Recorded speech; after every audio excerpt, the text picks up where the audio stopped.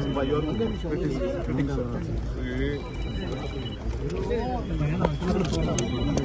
My BJP friends are there to criticize us. But 12 o'clock, my police officers, I should compliment them. Again, I'm telling on record, my police officers, I should compliment them. Morning also, they advised, they wanted to have a position, they wanted to bring a vehicle to the airport. Our officers guided us, informed us not to bring a open bus.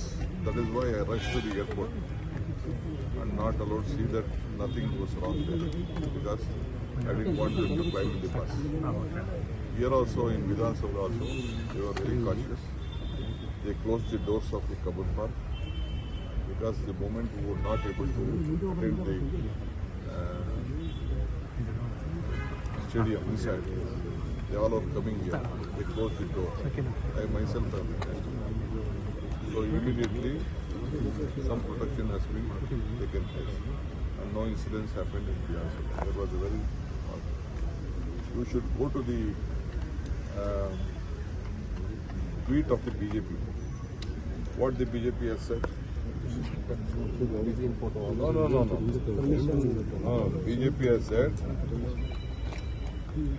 BJP Karnataka ಹಲವಾರು ವರ್ಷಗಳಿಂದ ಅಭಿಮಾನಿಗಳ ಕನಸನ್ನ RCB ಈ ವರ್ಷ ನನಸು ಮಾಡಿದೆ. ಆದರೆ ತೆರೆದ ಬಸ್ಸಿನಲ್ಲಿ ಆಟಗಾರರ ವಿಜಯೋತ್ಸವಕ್ಕೆ ಅನುಮತಿ ನಿರಾಕರಿಸಿರುವ ಮೂಲಕ ಆಕಸ್ಮಿಕ ಗೃಹ ಸಚಿವ ಡಾಕ್ಟರ್ ಪರಮೇಶ್ ಅವರು ತಾವೊಬ್ಬ ಅಸಮರ್ಥ ಹಾಗೂ ಅದಕ್ಷ ಎಂಬುವರ ಮತ್ತೊಮ್ಮೆ ಸಾಬೀತುಪಡಿಸಿದ್ದಾರೆ.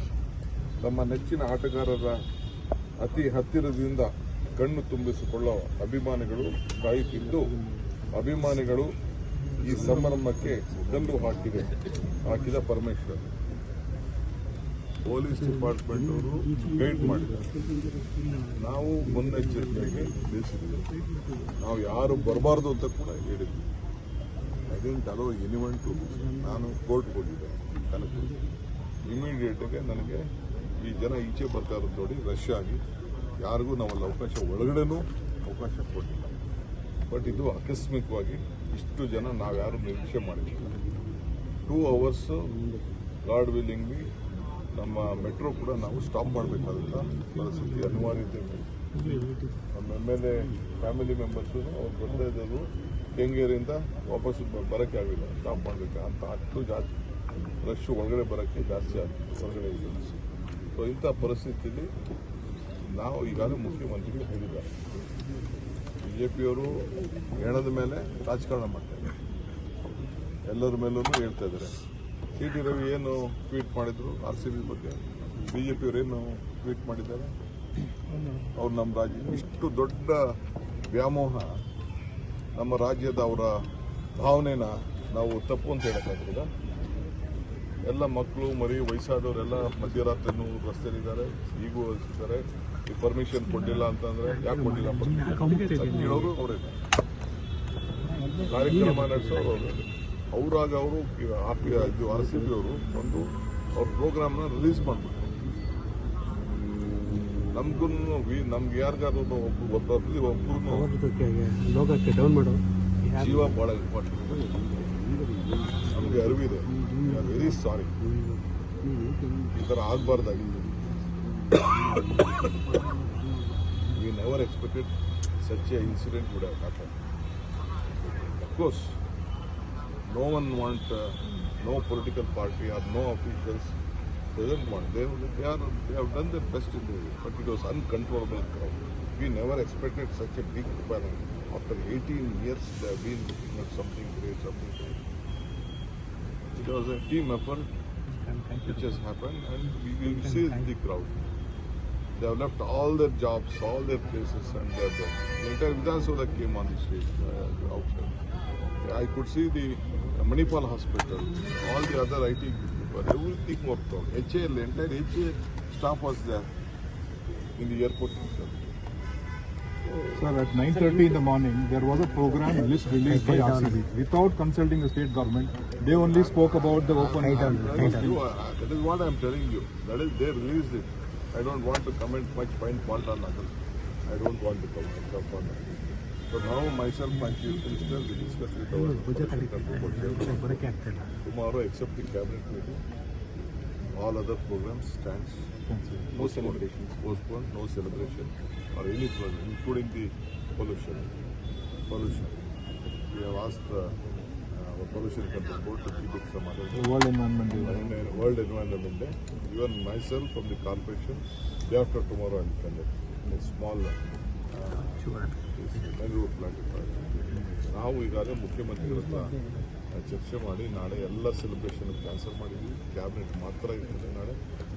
ಪೊಲ್ಯೂಷನ್ ಕಂಟ್ರೋಲ್ ಒಂದು ದೊಡ್ಡ ಕಾರ್ಯಕ್ರಮ ವರ್ಲ್ಡ್ ಎನ್ವೈರನ್ಮೆಂಟ್ ಇವತ್ತು ಬೆಳಗ್ಗೆ ರನ್ ಇಟ್ಟಿದ್ದು 8 ಗಂಟೆಗೆ ನಾನು ವಿಧಾನಸೌಧ ಹತ್ರ ಹೋಗಬೇಕಾಯ್ತು. ಅಲ್ಲಿ ಒಂದು ಇದಕ್ಕೋಸ್ಕರ ರನ್ ಇಟ್ಟಿದ್ದು, ಅದನ್ನು ಕ್ಯಾನ್ಸಲ್ ಮಾಡಿದ್ದೀವಿ.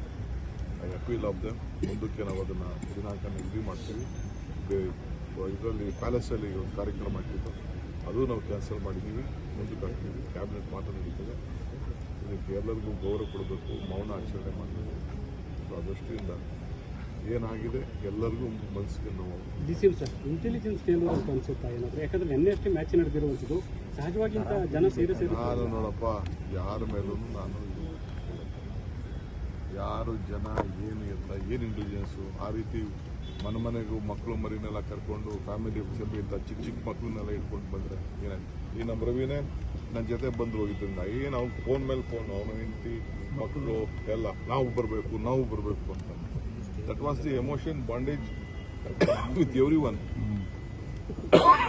ನನ್ನ ಮಗ ಅದೆಲ್ಲ ಹೊರಗಡೆ ಹೋಗೋನೆ, ಅವನು ಅದರಿಂದ 10 phone. Sir, did at least any of the team management speak to you, sir? Did they convey the condolence message from the team also?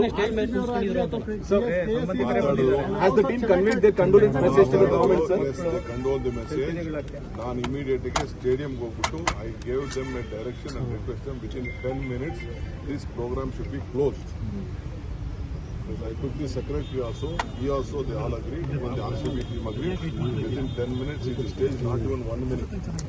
5 minutes, they went around. We sent a lot of police people around them also. We didn't want any incident to happen also. They just closed. And we requested Kohli also to just go, who saw the everything.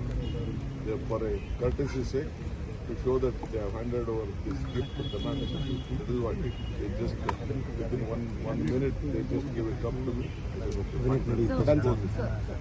Cabinet ಬಿಟ್ಟು ಎಲ್ಲ programme cancel